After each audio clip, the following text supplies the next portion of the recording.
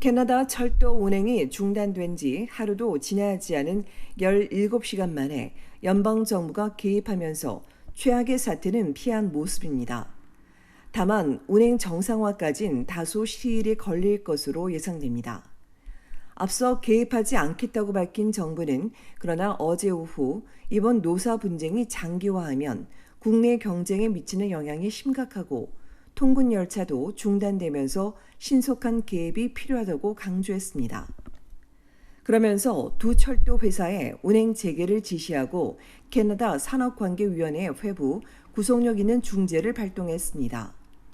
정부 발표에 그동안 정부 개입을 요구해왔던 두 철도 회사들은 안도하는 모습입니다. 그러나 노조는 자율적인 협상 과정이 무시된 채 파업 몇 시간 만에 정부가 권한을 행사했다며 부끄러운 결정이라고 비난하고 있습니다. 정부 중재 발표 이후 캐나다 국영철도는 위원회 공식 명령이 나올 때까지 기다리지 않고 서둘러 직장 폐쇄 조치를 종료하기로 했으며 피켓 시위를 하던 노조도 해산하고 오늘 직장에 복귀한 것으로 알려졌습니다. 다만 운행을 위한 준비가 필요한 만큼 아직 운행 일정은 나오지 않았습니다. 캐네디안 퍼시픽 캔자스 시티 역시 정부 개입 이후 서비스 재개 의사를 밝혔습니다. 그러나 노조는 위원회 공식 명령이 있을 때까지 파업을 지속할 계획이라며 이와 함께 노동부 장관 지시가 적법한지에 대한 의의도 제기할 계획이라고 덧붙였습니다. CPKC 노사 양측의 만남이 이틀 연속 이어지고 있지만 출근길 시민들 불편은 이틀 연속 계속되고 있습니다. 온타리오주 밀튼 노선과 해밀턴 고역 운행이 어제에 이어 오늘도 중단됐으며 브리티시 콜롬비아주 밴쿠버 웨스트 코스트 익스프레스도 오늘 운행되지 않았습니다. 이들 두 철도 회사와 노조는 아직 단체 협상안에 합의하지 못하고 있습니다. 정부 개입에 철도 파업이 최악을 피한 가운데 에어 캐나다 파업 가능성이 커지고 있습니다. 조종사 노조가 파업 찬반 투표에서 98% 찬성을 보이면서 다음 달 중순 파업에 돌입할 수 있기 때문입니다. 60일간의 연방 조정 기간이 끝나고 21일에 냉각 기간에 거치게 되면 조종사 노조는 다음 달 중순부터 합법적으로 파업에 돌입할 수 있게 됩니다. 노사 양측 모두 파업을 피하기 위해 최선을 다할 것이라고 밝혔지만 아직 양측이 맞서고 있어 파업 가능성은 여전히 남아 있습니다. 한편 온타리오주 6대학 교직원 노조와 대학 측은 단체 협상안에 합의했습니다. 이들 교직원 임금은 첫해 3.1%, 이후 2년은 2.85%씩 인상될 예정입니다.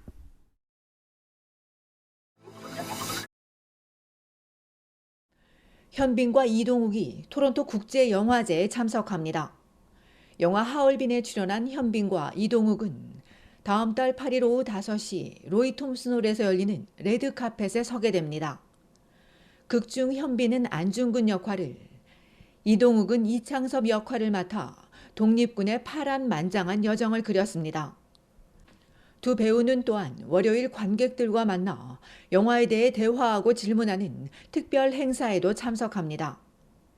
영화 하얼빈은 이외에도 9일과 11일, 14일까지 총 4차례 상영됩니다. 배우 김고은과 노상현도 영화제 참석을 확정지었습니다. 영화 대도시의 사랑법의 이현희 감독과 두 주연 배우는 13일 오후 5시 로얄 알렉산드라 극장에서 진행되는 레드카펫에 참석합니다. 김고은은 눈치 보는 법 없이 자유로운 영혼의 제의를, 노상현은 세상과 거리 두는 법에 익숙한 홍수 역을 맡았습니다. 감독과 두 주연 배우는 14일에는 극장에서 관객들과 만날 예정이며 15일까지 총 3차례 상영됩니다. 하얼빈과 대도시의 사랑법이 토론토 국제영화제에서 전 세계 최초로 공개되는 만큼 큰 기대를 모으고 있습니다. 류승환 감독, 황정민, 정혜인 주연의 영화 베테랑2는 9월 6일 금요일 저녁 9시 스코시아 극장에서 상영됩니다. 이어 7일과 14일, 15일까지 총 4차례 스코시아 극장에서 볼 수 있습니다. 제49회 토론토 국제영화제는 오는 9월 5일부터 15일까지 진행되며 초청작 상영 일자는 얼티비 홈페이지에서 확인할 수 있습니다. 얼티비 뉴스 손희정입니다.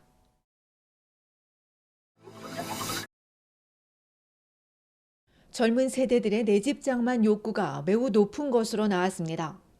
로열 리페이지가 18세에서 38세를 대상으로 설문조사한 결과 응답자 10명 중 8명이 주택 소유를 가치 있는 투자로 여겼고 74%는 집장만을 최우선 목표로 삼았습니다. 그래서인지 이들은 정부 주택 관련 정책이나 공동소유, 주택 일부 임대 등 부동산 시장 흐름에 대해서도 아주 잘 알고 있었습니다. 다음 페이를 마련하기 위해 허리띠도 졸라매고 있습니다.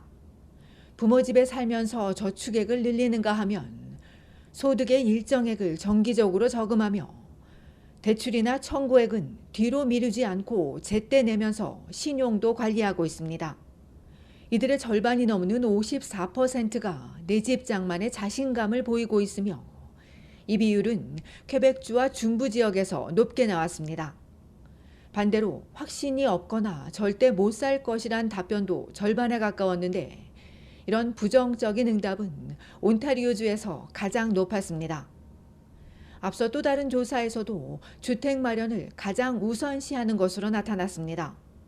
미혼이고 첫 주택 구매 예정자인 30대 미만 세대에선 4명 중 3명이 집장만을 최우선 목표로 꼽았습니다.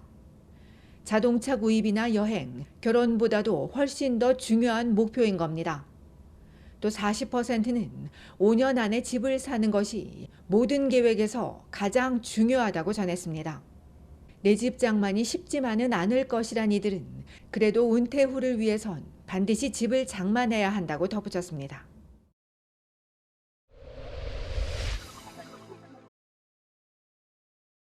BMW가 화재 발생 가능성이 발견된 차량 7만 8천여 대를 리콜한다고 밝혔습니다. 리콜 대상 차량은 2013년에서 2015년형 X1, 2013년에서 2017년형 X3, 2015년에서 2018년 X4, 2016년에서 2018년형 X5, 그리고 2012년에서 2016년형 3 시리즈와 5 시리즈, 2014년에서 2016년형 2 시리즈와 4 시리즈입니다. 사측은 이들 차량에 장착된 냉각수 순환 워터펌프 전기 커넥터의 결함으로 냉각수가 흘러 누전이 발생하면서 화재가 날 위험이 있다며 수리가 완료될 때까지 건물 외부에 주차하되 외벽에서 일정 거리를 두고 세울 것을 당부했습니다.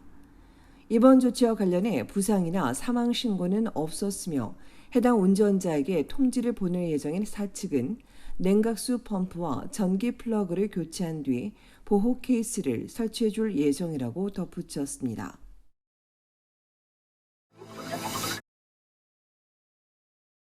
온타리오주 토론토 경찰이 놀속에서 발생한 강도 사건의 여성 용의자를 체포했습니다.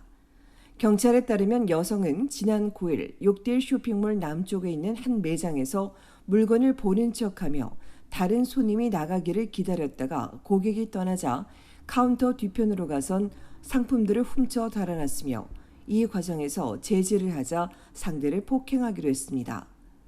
토론토에 사는 35세 크리스탈 데이비스 씨는 강도와 보호관찰 위반 혐의로 입건됐습니다.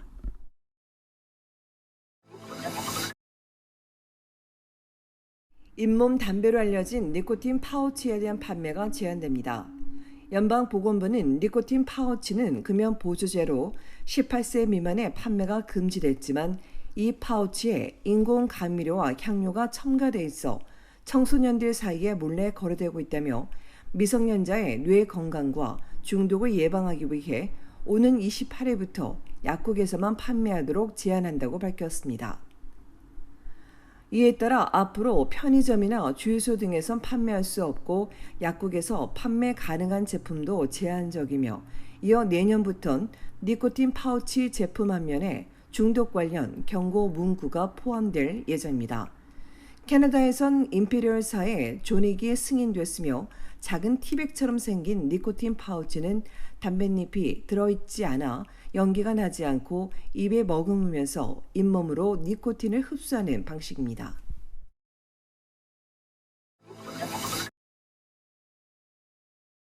연방 외교부가 행정 직원을 채용하고 있습니다. 모집 직군별로 주 3일 대면 근무하는 하이브리드 방식 또는 주 5일 모두 대면 근무하는 방식이며 온타리오주 오타와와 가티노 지역에서 가장 많이 뽑고 이외에 온주 토론토와 브리티시 콜롬비아주 밴쿠버, 엘버타주 캘거리, 노바스코시아주 할리팩스에서도 근무할 수 있습니다. 연봉은 73,798달러부터 최고 87,108달러 사이로 담당 업무와 지역에 따라 달랐습니다. 지원 자격은 영주권자 또는 시민권자로 중학교 이상 학력이 필요하고 멀티태스킹과 의사소통 능력을 요하며 팀과 함께 일할 수 있어야 합니다. 지원자는 다음 달 9일까지 이력서를 제출하면 됩니다. 전국 6개 지역에 위치한 연방 외교부에선 11,000여 명이 근무하고 있습니다.